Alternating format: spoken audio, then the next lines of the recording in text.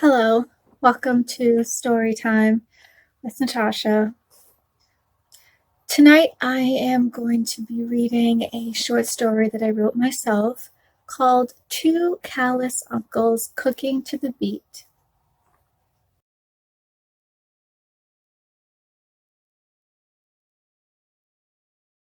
I hope you enjoy the story. Sit back and relax because it's going to be very intense.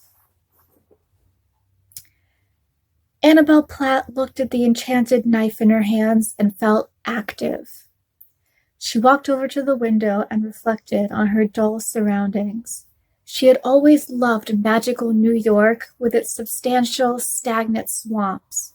It was a place that encouraged her tendency to feel active.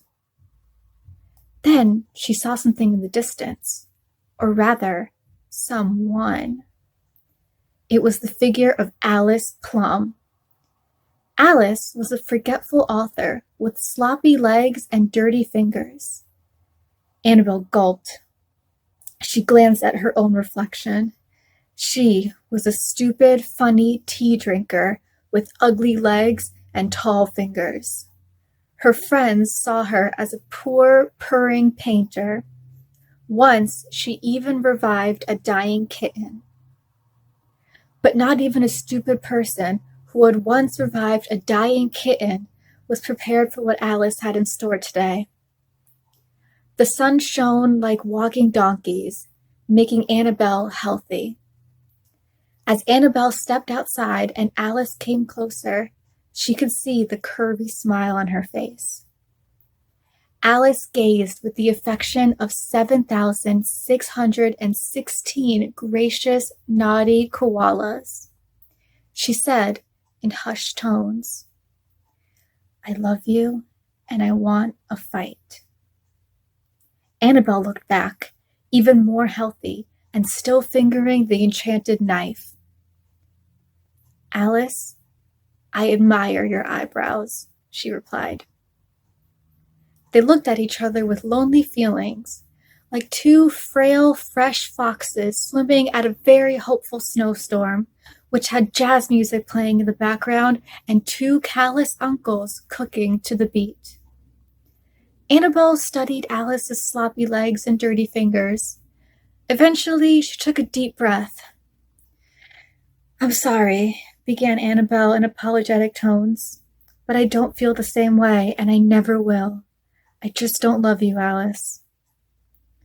Alice looked puzzled, her emotions raw like a ripe, rare ruler.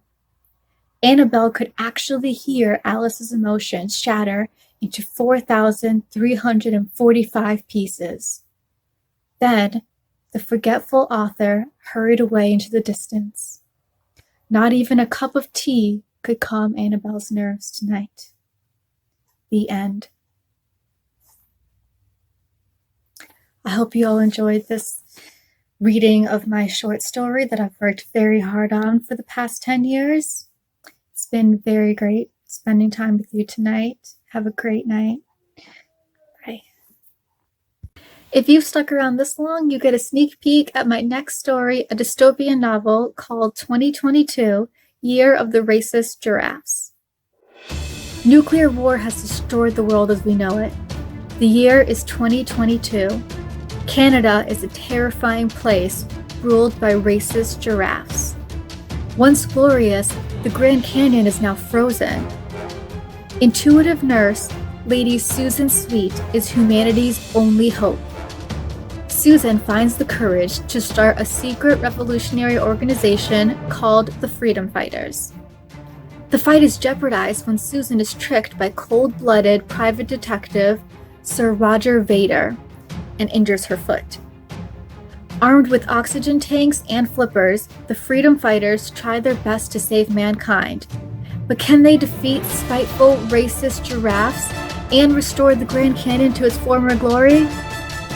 Find out next time on Storytime with Natasha.